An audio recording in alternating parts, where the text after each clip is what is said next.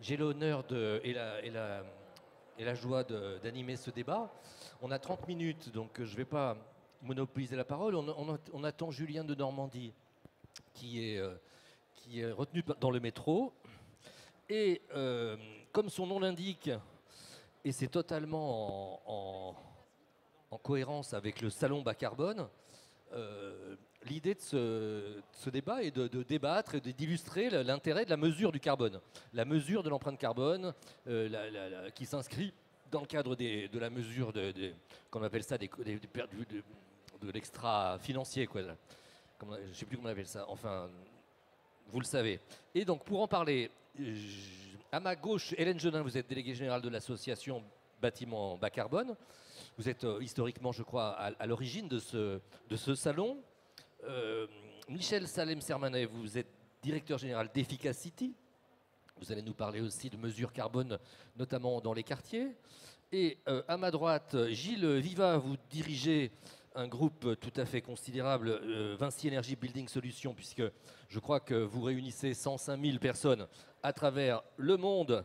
Et du coup, c'est considérable. Et Guillaume Jarlot, vous êtes VP et fondateur de Nuco.com, filiale de Deepkey, qui est un instrument de mesure ex-ante des émissions carbone. Mais vous allez nous en parler. Pour commencer, Hélène, pouvez-vous, si vous le voulez bien, nous dire tout simplement pourquoi, encore une fois, il faut mesurer le carbone et comment le label BBCA s'en occupe et comment il évolue, puisque vous êtes très innovant et que chaque année vous ajoutez des nouveaux labels pour mesurer des nouvelles classes d'actifs. Bonjour à tous, merci beaucoup Jacques pour cette introduction. Je suis ravie d'être avec mes partenaires ici. Donc oui, l'association BBCA qui est co-organisatrice du salon de l'immobilier bas carbone où nous nous trouvons ici. On est très heureux de vous accueillir et de partager les différentes innovations et travaux qu'on mène depuis 10 ans. L'association, elle aura 10 ans cette année, elle a 10 ans cette année, et on s'attache à la décarbonation de l'immobilier en France et en Europe avec nos membres.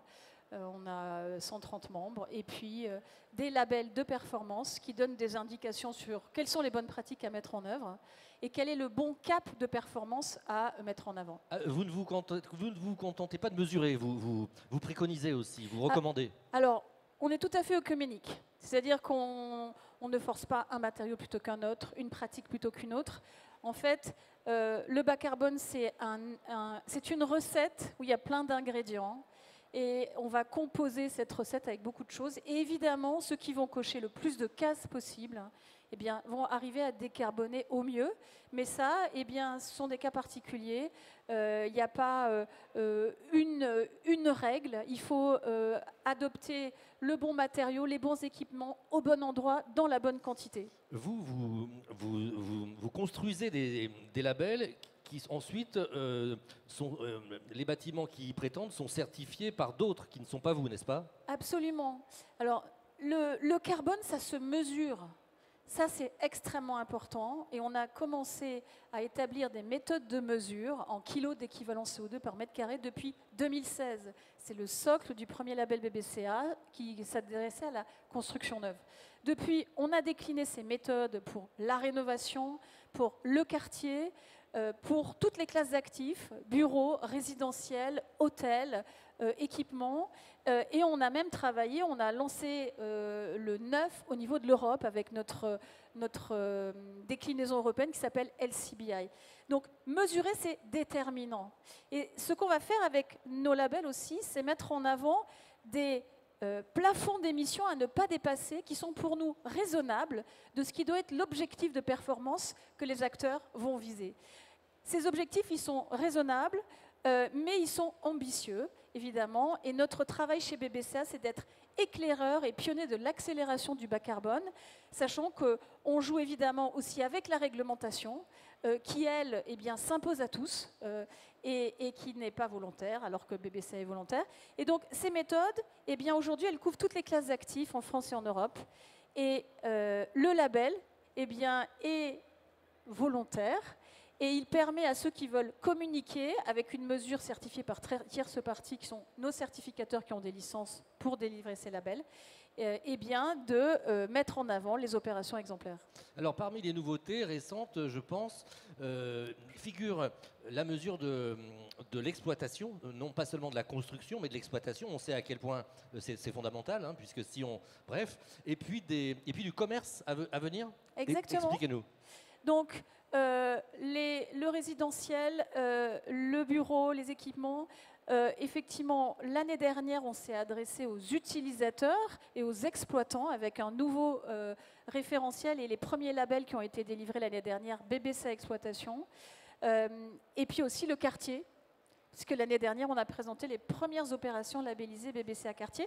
Et notamment, on a travaillé en collaboration avec Efficacité, avec Michel, pour mesurer et mettre en lumière et délivrer ce label. Absolument, on va en parler avec Monsieur Salem Sermanet, mais un mot peut-être de teasing, puisque vous allez décerner les trophées. Vous me disiez en préparant ce rendez-vous que malgré la crise de l'immobilier que chacun ici connaît, le mouvement vers la décarbonation continue et prospère. Alors on voit effectivement aujourd'hui déjà le monde dans les allées hein, au Salon de l'immobilier bas carbone pour cette première matinée, donc c'est extrêmement encourageant. C'est l'avenir, on sait qu'il faut qu'on décarbone. Et demain, à 11 h, nous allons remettre eh bien, les trophées BBCA 2025 et vous dévoiler les acteurs qui sont les plus engagés dans le palmarès des maîtres d'ouvrage, dont c'est la 7e édition, et la première édition des Grands Prix de l'immobilier bas carbone BBCA, qui sont livrés à des opérations exemplaires, qui sont des têtes de gondole en fait, qu'on veut mettre en avant. Et eh bien, sachez que les tendances sur le front du bas carbone sont extrêmement encourageantes, mais je m'arrête là. Hélène, d'un mot, dites-nous à qui s'adresse finalement le label BBCA dans sa pluralité, et puis un mot pour ceux qui hésiteraient, pour les convaincre de l'intérêt finalement de s'y soumettre ou de le solliciter. La méthode, tout le monde doit s'en saisir. Le référentiel, il est public, il est accessible à tout le monde.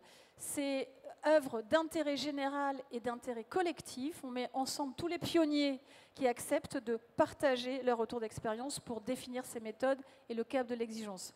Ensuite, le label, eh bien, c'est une mesure certifiée par nos partenaires certificateurs. On en a 4 en France. On en a 2 au niveau LCBI.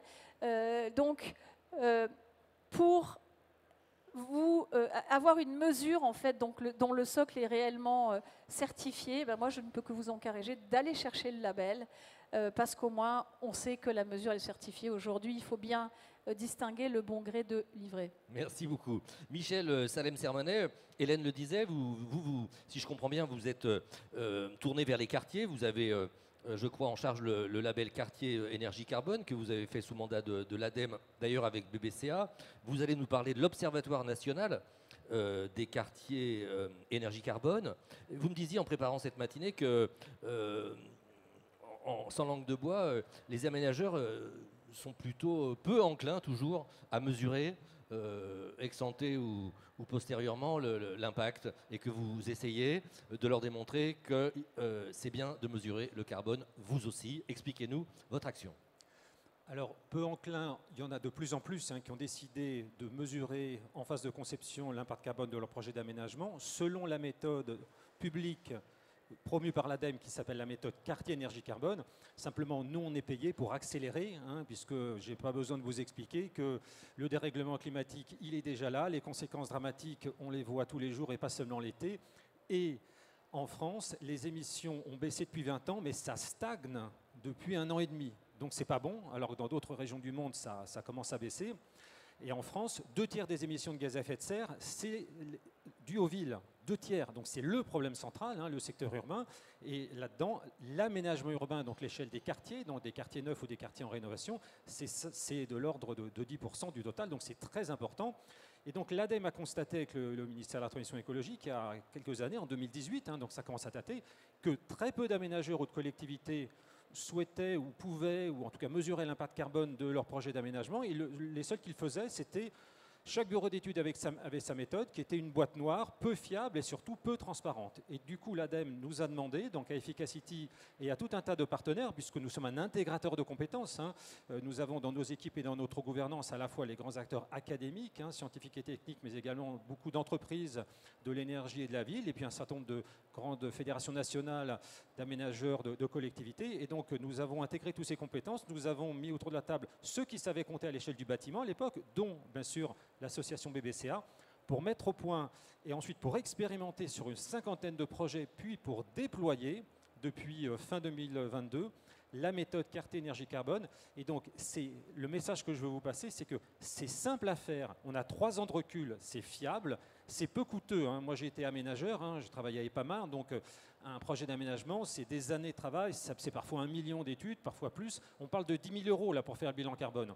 Encore faut-il vouloir le faire, c'est-à-dire accepter de la transparence, donc de mettre de la transparence entre l'aménageur ou la collectivité et les parties prenantes d'un projet, puisque dès qu'on mesure, quelque part, on s'expose, parce qu'on n'a pas 20 sur 20.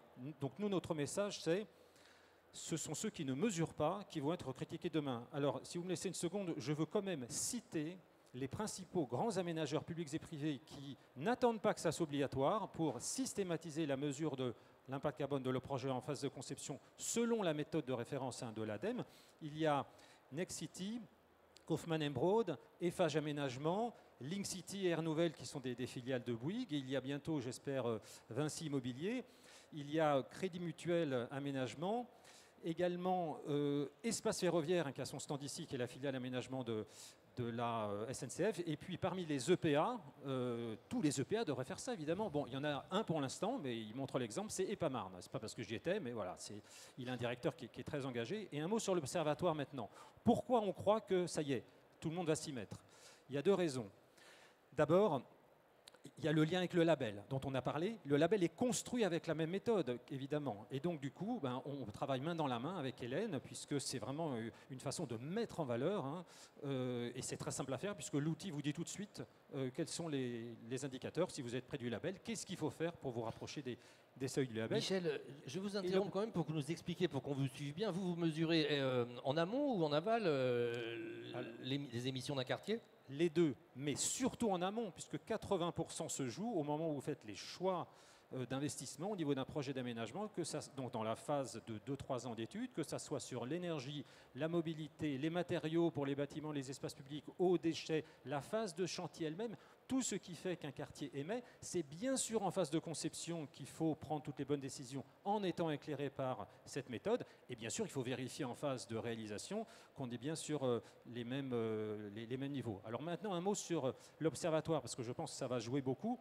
Comme il y a à peu près 150 projets, ça c'est quand même pas mal, depuis 2-3 ans, qui ont fait leur bilan carbone selon la méthode Cartier Énergie Carbone et son outil d'application que je n'ai pas cité mais qui s'appelle Urban Print, eh bien nous avons mis en place en juillet dernier avec la DGALN, avec l'ADEME, avec l'autorité environnementale également, c'est très important, l'Observatoire national Cartier Énergie Carbone, même nom que la méthode, qui centralise de façon anonymisée bien sûr tous les bilans carbone qui sont faits, et comme c'est la même méthode publique de référence, on peut faire des statistiques et on pourra savoir si chaque année les projets d'aménagement en France sont bien de moins en moins carbonés et à quel rythme, et on pourra également savoir quelles sont les actions les plus efficaces par grande typologie de projet, alors qu'aujourd'hui on n'a aucune boussole au niveau national ou régional pour savoir si les projets sont de moins en moins carbonés ou pas. Merci déjà, infiniment. Voilà, juste un mot sur l'autorité environnementale, c'est très important. Sachez que le président de l'autorité environnementale, Laurent Michel, est très engagé sur ce sujet. Donc tous les grands projets d'aménagement qui sont soumis à études d'impact vont être de plus en plus incités à mesurer le bilan carbone. Sinon, vous risquez d'avoir un petit mot pas très sympathique de l'autorité environnementale. Moi qui ai été aménageur, c'est pas bon. Merci beaucoup, monsieur, merci beaucoup. Gilles Vivat, 2 questions. Vinci Energy Building Solutions, c'est quoi? Ça fait quoi? Ça construit quoi? Et deuxième question, comment vous mesurez, vous, le carbone? Je crois que c'est avec notamment un outil développé par votre voisin de droite qui s'appelle Nuco. Expliquez-nous, il reste 11 minutes et on a la chance d'avoir Julien de Normandie qui va également s'exprimer au nom de Sweep, qui est un autre modèle de mesure du carbone. C'est à vous. Très bien, merci. Alors Vinci Energy, nous concevons installons et maintenons des solutions techniques pour des bâtiments, l'industrie, des infrastructures, des systèmes d'information. À titre d'exemple, c'est nous qui avons réalisé les lots techniques, voilà, de ce magnifique bâtiment du Grand Palais lors de sa rénovation. Voilà. Et effectivement, vous l'avez dit, un groupe mondial, 105 000 personnes, est présent dans une soixantaine de pays. Ce que nous tentons de faire, c'est de généraliser le calcul des poids carbone projet par projet. D'abord, nous avons un engagement au sein du groupe Vinci et de Vinci Énergie de réduction de nos émissions, qu'elles soient directes et indirectes, donc de l'ensemble de nos projets. Et bien sûr, pour cela, nous appuyons sur un certain nombre d'outils, dont principalement en France, pour les grands projets, nous sommes partenaires de NUCO. Alors NUCO, expliquez-nous un peu comment vous l'utilisez, à quel stade, et pourquoi vous l'utilisez, et quel intérêt vous trouvez à cet outil. Alors, on l'utilise en phase amont, pour revenir sur ce que disait Michel, pour faire les choix techniques, parce qu'après, c'est trop tard. Durant la réalisation aussi, parce que vous savez qu'un bâtiment, et là, c'est un exemple parfait, ça vit, ça bouge. Donc, en phase amont et ensuite, après la réalisation, pour mesurer exactement ce que nous avons réalisé. Et en phase amont, ça vous aide à comparer différents scénarios? Oui, ça permet de comparer différentes solutions techniques, différentes solutions matérielles également. Là, c'est un mixte. Quel système de réfrigération je mets en place ici, avec quel produit? Donc, c'est des mixtes. Sachant qu'après, le client, voilà, on va faire des variantes décarbonées, où il va y avoir un équilibre euro-carbone. C'est peut-être un peu plus cher, mais un peu plus décarboné. Des fois, les deux sont les mieux. Voilà, c'est tout ce calcul-là que nous faisons, que ce soit principalement sur de gros projets, mais nous sommes en train de généraliser à nos milliers de projets que nous réalisons. Question piège, Gilles Viva. Donnez-nous un exemple de quelque chose que la mesure ex-ante du carbone vous a permis d'arbitrer et vous voyez, si vous ne l'aviez pas fait, vous l'auriez fait, et grâce à ça, vous avez compris qu'il fallait faire comme ça ou pas comme ça. Donc, il va y avoir des solutions techniques dans les solutions, en particulier pour la réfrigération. Quel gaz nous utilisons? Voilà, ça c'est. Et ensuite, ça nous pousse également à sourcer des fournisseurs décarbonés. Par exemple, nous avons trouvé de l'acier décarboné. Nous avons des systèmes d'extinction incendie, ça utilise énormément d'acier, et nous avons trouvé un sidérurgiste qui nous fournit en acier décarboné. Voilà. Parce que c'est bien la mesure, mais ça nous sert à agir, et ça nous permet également de faire pression, c'est pas le bon mot, mais voyez, de mettre et de challenger les fournisseurs, les industriels, pour qu'ils nous fournissent des solutions décarbonées. Guillaume Jarlot, illustrez-nous un petit peu les vertus de l'outil que vous développez donc, avec NUCO. La table ronde est sur le thème de la mesure, et je crois que ce qui caractérise une bonne mesure, c'est qu'elle soit recevable, comparable et déployable dans le cadre de nos typologies de projets. La recevabilité, elle est adressée par Hélène et ses équipes sur la rigueur scientifique qui est derrière les labels et les commissions techniques qu'on a. La comparabilité, c'est un enjeu compliqué. Je vais prendre l'exemple de la direction immobilier de l'État qui nous dit dans certaines régions, j'ai des établissements publics qui sont 3 fois trop grands pour leur usage. Est-ce qu'il vaut mieux rénover une surface 3 fois trop grande, ou est-ce qu'il vaut mieux déconstruire et reconstruire 3 fois plus petit? Donc ça veut dire que là, on a besoin d'avoir des prismes de lecture et de mesure qui permettent de comparer le neuf à la réno. Et le troisième sujet, c'est la déployabilité. La réalité, c'est que l'impact carbone, il n'a pas lieu dans le bureau du financeur. Même si lui, il va impulser une responsabilité, on a une chaîne de valeur extrêmement compliquée, avec une décision qui est à chaque échelle, dans la maîtrise d'œuvre, chez l'AMO, chez l'entreprise de construction, chez l'installateur. Et régulièrement, les entreprises me disent « mais comment on vérifie que sur le terrain, c'est vraiment le produit qu'on a choisi qui est posé ?» Donc la réalité, il faut que cette mesure elle soit déployée. L'opérationnel, aujourd'hui, son boulot, c'est quoi? On l'a vu, c'est de concevoir. Donc de se dire, bon, en phase conception, comment j'oppose différents systèmes. Aujourd'hui, les études elles disent qu'ici, on peut travailler sur 60% des économies carbone. Et ensuite, on va avoir 40% sur le travail sur le produit. Une fois que je prends un même produit, si je prends un produit neuf sourcé en Asie, ou si je prends un produit réindustrialisé en France, issu de l'économie circulaire et manufacturé avec une énergie bas carbone, j'ai des leviers qui vont du simple au décuple. Tout ça, ça va arriver dans les mains de l'opérationnel, qui lui fait un projet. Son projet, c'est de faire une conception technique et ensuite de la traduire en un prix. en travaillant sur des quantités de produits qu'il va acheter et qu'il va ensuite installer. C'est beaucoup aussi un sujet de formation, vous me le disiez Gilles Vivat, vous Oui. formez vos équipes au scope 3 pour que c'est quand même compliqué. Oui, effectivement, hein, c'est le triptyque, c'est comprendre, mesurer et agir, s'engager. Et nous, je vous l'avais dit, 105 000 personnes, ça fait, alors, on ne va pas former les 105 000 personnes, mais ça fait quand même des milliers de personnes à embarquer. Et oui, le défi, bien sûr, les outils sont extrêmement importants et on a besoin de bons outils comme Nuco. Mais le vrai challenge, c'est d'arriver à embarquer chez nous des milliers de collaborateurs. Guillaume Jarlot, Nuco, vous me le disiez, c'est une filiale de DeepKey qui est un des leaders de la mesure de la performance extra-financière. Tout ça s'inscrit dans un mouvement global? Oui, alors je dirais que ce n'est pas le sujet de la table ronde, mais il y a un mouvement global qui est de relier des informations extra-financières et notamment environnementales en les corrélant à un prix de vente. Hein, finalement, j'achète un bâtiment qui est peut-être des PEC, on pourrait se dire que ça a une valeur, sauf que si tous ceux d'à côté sont des PEA, finalement, localement, ils perdent de sa valeur. Bon, la problématique, si je reviens sur les référentiels, c'est que l'opérationnel, les 105 000 opérationnels chez Vinci Énergie, ils vont être en charge de calculer le poids carbone pour une demande client qui émane d'un choix financier d'avoir un label. Pour une demande corporate, en France, on a des réglementations qui vont, avec différents acronymes, imposer un calcul de scope 3. Et on a également maintenant des réglementations de marché qui fait que quand on prête de l'argent, on doit reporter quel est l'impact carbone de cet argent. Aujourd'hui, l'opérationnel, il fait un projet. De la même manière qu'en finance, on a des normes de conso IFRS, des normes GATT et de la compta locale, l'opérationnel, il fait son projet une fois et il reporte dans différents prismes comparables.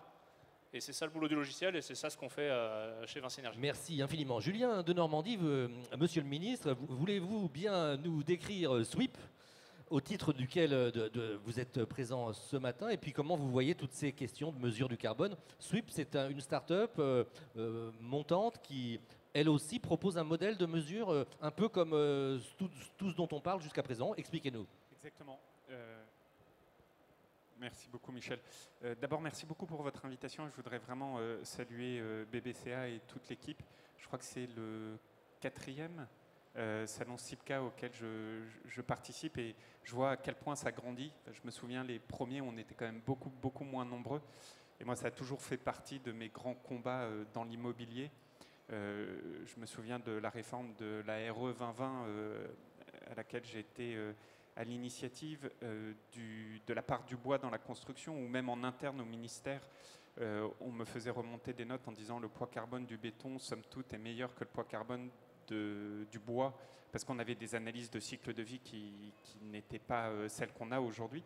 Donc ça était un chemin entamé par plusieurs il y a fort longtemps, mais quand je vois la dynamique aujourd'hui, vraiment je m'en réjouis et un grand merci à toutes les équipes. Pour répondre à votre question, Jacques, à l'issue de mon aventure gouvernementale, j'ai rejoint ce projet entrepreneuriat qui en était à ses tout débuts. SWIP, un peu dans la veine de Nuco, même si on a de grandes différences dans le positionnement. En fait, on part d'un principe assez simple, c'est que tout ce qui n'est pas mesuré, en fait, ne sert à rien. Et peut-être que je rajouterai par rapport à ce que vous avez dit, Guillaume, que l'une des autres caractéristique de la donnée, c'est qu'elle doit être auditable.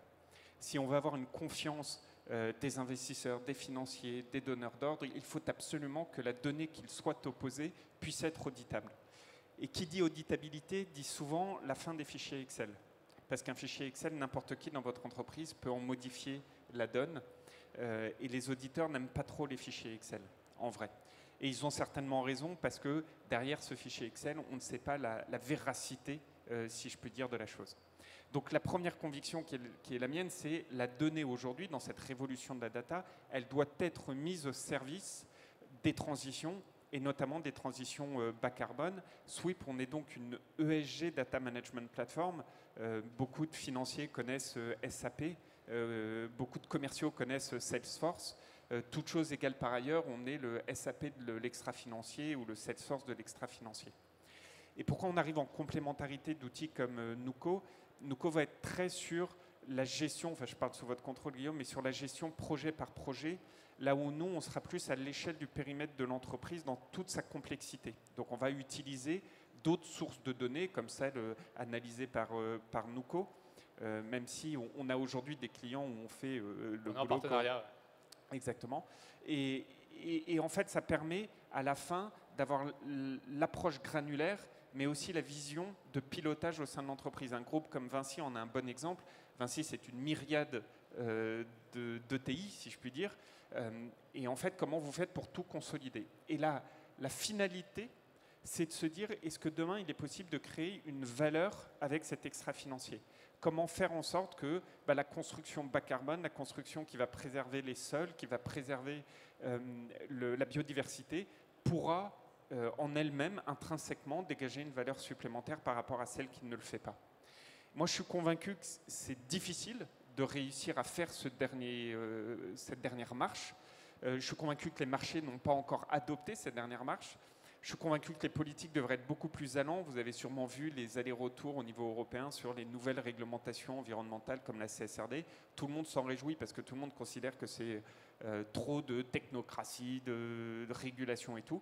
Moi, je pense qu'on s'en mordra les doigts parce que la compétitivité européenne, ça ne peut pas que être de la compétitivité coût. Ça doit être aussi une compétitivité valeur. C'est là où on est beaucoup plus fort que tous nos concurrents à l'échelle internationale.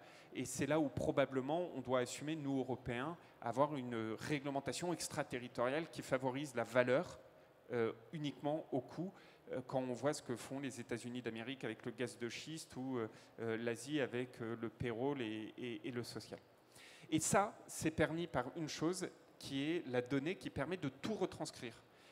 Du sol, mais vraiment le sol en tant que personnage au plafond, on est capable de déterminer quel est le poids carbone, biodiversité, social de n'importe quel projet, n'importe quelle entreprise, de façon auditable et de façon à, ce que disait Jacques et la question qui était posée, de façon à embarquer aussi l'ensemble des collaborateurs. Parce que c'est des projets de gouvernance et c'est des projets de changement. Et donc Sweep, voilà, on est cette data management platform, cet outil. On est éditeur de logiciels qui permet de faire ça à l'échelle des entreprises. Merci infiniment.